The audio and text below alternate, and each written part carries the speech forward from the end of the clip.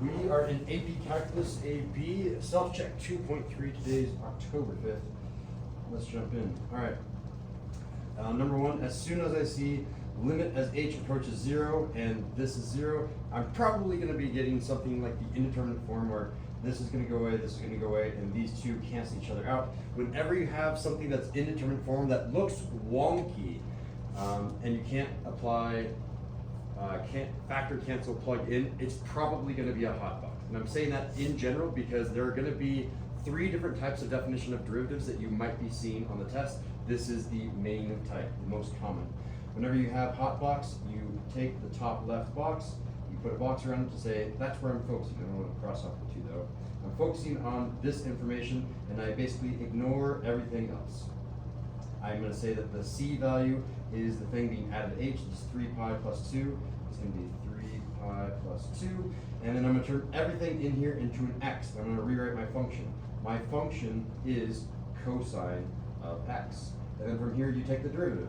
F prime of X is going to be negative sine of X. And then finally you plug in your 3 pi over 2. So F prime of 3 pi over 2 is going to be negative sine of 3 pi over 2. You have to remind yourself, where is 3 pi over 2? Well, 3 pi over 2 isn't here, it isn't here, it isn't here, it's down here. Straight down here is 3 pi over 2. So sine is asking for the y-coordinate. The y-coordinate down here is all the way down at negative 1. So this evaluates to negative 1, but don't forget the additional negative. This is negative 1, or a positive 1 for A. Did you get that last negative wrong? Yeah. Yeah. I thought that negative didn't matter. It does indeed matter. Usually they have a number up front, like a 2 or a half or a negative. They always try to switch it at the very end. Be careful. You not only have to know how to evaluate sine of 3 pi over 2, you need to have the negative out front. And some people forget the negative because you're supposed to change the sign to a negative when you take the derivative. I should always mention, you're always supposed to be doing Dowder times dinner. The dinner here was 1. The derivative of x was 1, which is why I didn't put it there. But always be thinking, Dowder times dinner, Dowder times dinner. All right, did you guys know how to do number 1? You can give me a fist of 5 on these. How well did you know how to do number 1? It was like 4 stuff about that negative. 4 and 1, okay. And number 2. We have this function, and oh my goodness, I have an x and another x. I'm either going to be using product rule or quotient rule. These things are being multiplied because there's no sign in between. It's asking me to take the derivative, and this is definitely going to invoke product rule because there's 2 x's being multiplied together. This is going to be 1 d2 plus 2 d1. All right, so 1 is going to be 3x. The derivative of 2, the derivative of log of x is going to be 1 over x. Plus, the second function is log of x, so I'm going to say 2 is natural log of x, and then I'm going to multiply by the derivative of 1. This d1 is the derivative of 3x. The derivative of 3x is 3. So I'm looking for something that looks like this, but check it out. If I have 3x over x, when I multiply these 2 together, this x and this x will cancel out. So I'm going to say cancel, cancel. This is just 3 plus, or I guess it's going to be 3 plus 3 natural log of x. I brought this 3 out in front. Does anything look like this? No. Ah, it doesn't, but the answer is there, and I see it. This is one of your log properties. Yeah. One of your log properties states that this is allowed to go up to this power, so you're allowed to do 3 plus natural log of x to the power of 3. Now do we see that? Yes, the correct answer here is A. That's why it's so important to know your log properties.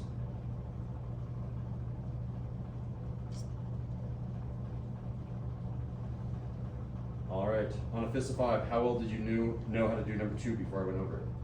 I got a 2 and a 2, okay. All right, moving on to number 3. I have a function with 2 x's and there's division. I'm forced to use quotient rule. All right, let's go ahead and do quotient rule. And it is saying take the derivative. This is another way of saying take the derivative. dy dx, the derivative of y, which is this function over here, this function right here, with respect to x. So quotient rule is you always start low. Low d high minus high d low, all over low low.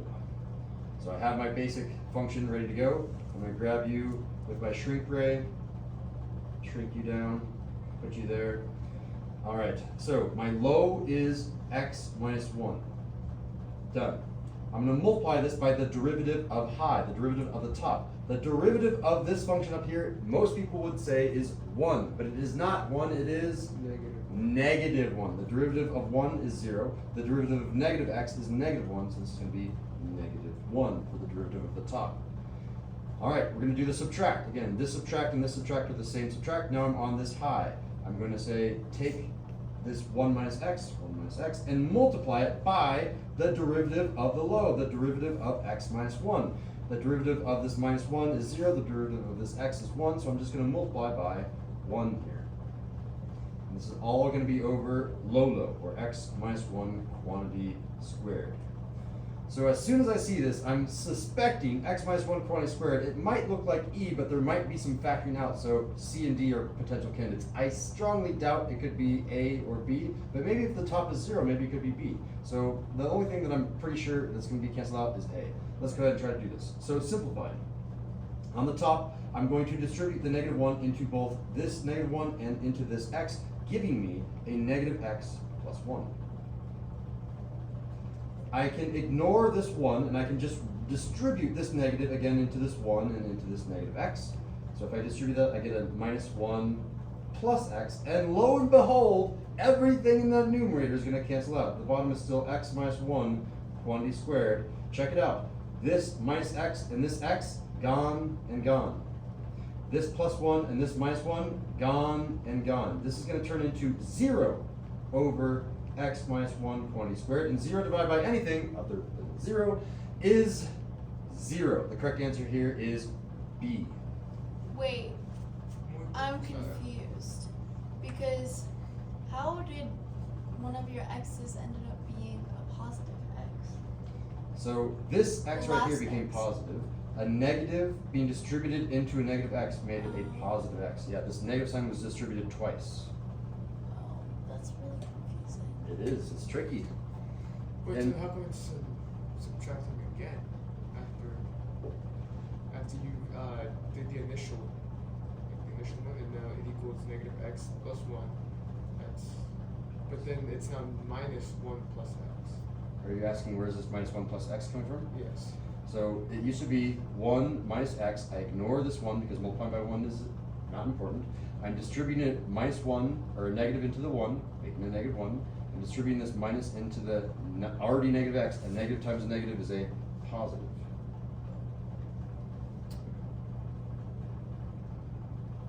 And what you guys are seeing here, that this AP Calculus class, while there are a few extra rules to memorize, once you have them memorized, there's a huge amount of algebra that you just have to have mastered. I don't think anyone probably made a mistake with quotient rule. It's just something that you memorize, but applying quotient rule requires a bunch of algebra. All right, on the fist of 5, how well did you know how to do number 3 before I went over it? 0? I kinda Wait, just before forgot. you, Before I went over I it? thought I was right. I thought I got it like 100% Now- right, but I didn't. Now that you compare what you did to the correct answer, how well do you think you know how to do number 3? I think I know how to do it. I think it's just like silly mistakes and stuff. With that numerator? Yeah. Okay. My mistake was that I just totally forgot product and quotient rule and panicked when I saw these. I don't know. Okay. Yeah, as soon as you see 2 x's, you're like, oh, this is going to be one of those hard ones, product or quotient rule. And check it out, number 4. I see 2 x's. An x in the top, x in the bottom. Because there's division happening, we're doing quotient rule. So here we go again. I'm going to rewrite quotient rule. You guys, you want to do a sing-songy way of doing this? Low, D high, minus what? ID low. High D low. All over, low low. All right. So let's go ahead and do our low. Our low is x plus 1. X plus 1. So I've just done low is low. All right. Now I'm going to do the derivative of the top, the derivative of high. E to the negative x. Well, the derivative of e house is e house. E to the negative x. But don't forget your dinner. I have to multiply e to the negative x by negative 1. The derivative of negative x, the derivative of that inner, the dinner, is negative 1. So that was d high.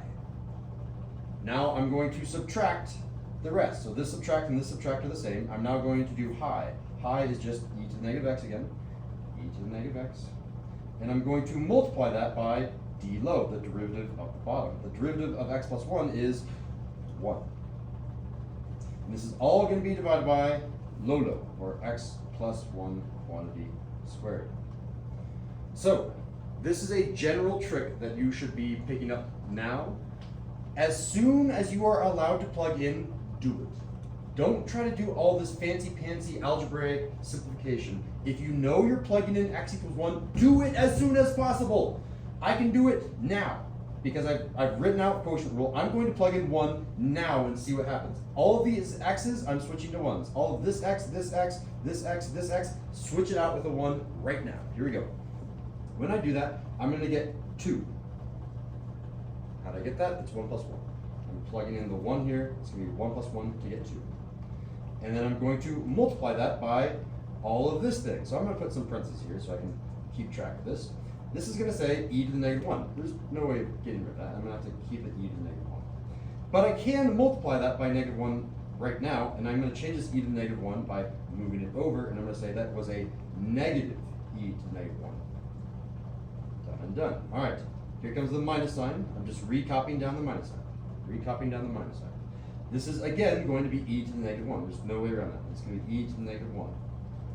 And I don't have to multiply by 1, so let's get rid of that. And then this is all going to be divided by, all right, let's see. If I plug in 1 down to this x, I'm going to get 1 plus 1, which is 2, and 2 squared is 4. Many people right here will make the common mistake of saying, 2, 4, cross, cancel. That doesn't work because of that minus sign. If everything up here was being multiplied and I changed this one to a multiply, then yes, you would have been allowed to. But because it's a minus sign, you cannot cross cancel. And what we have to do is somehow get to one of these forms. This is the answer key. One of those has to be the answer. We don't have that form yet. So what can we do? We can factor out an e to the negative 1. If I factor that out, this is going to turn into e to the negative 1 has been factored out. What is left over? If I divide this entire quantity by e to the negative 1, I'm left with a negative in it too. So if I factor that out, I'm left with a negative 2. If I factor out e to the negative 1, I'm left with nothing. Nothing is 1. E to the negative 1 divided by e to the negative 1 is 1. So I'm going to do negative 1. Negative 1. And again, this is still divided by 4. There is another way to do this that also makes sense, but I choose this way because so many times in the AP test you're going to be factoring out, so I'm choosing to factor things out. You guys can quickly shout out, negative 2 minus 1 is 3.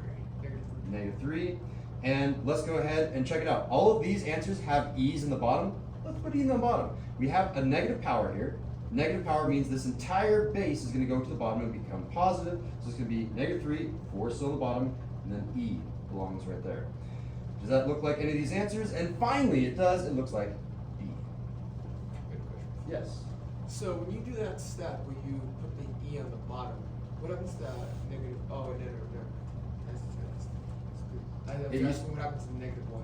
It turned into a positive one, which I didn't write. Exactly. Yeah, that's a good question that you answered yourself. But other people might be having this question next year, right? So I'm going to answer that question. The negative 1 turned into a positive 1, and when we have a positive 1, we don't write it. Good question. All right. Fist of 5, how well did you understand 4 comparing what you did to what I did? Fist of 5, how well did you, past tense, understand 4? Past tense. 0. All 1. All right, and now finally, the thing that I care about a bit here, out of 4 points, how many did you get?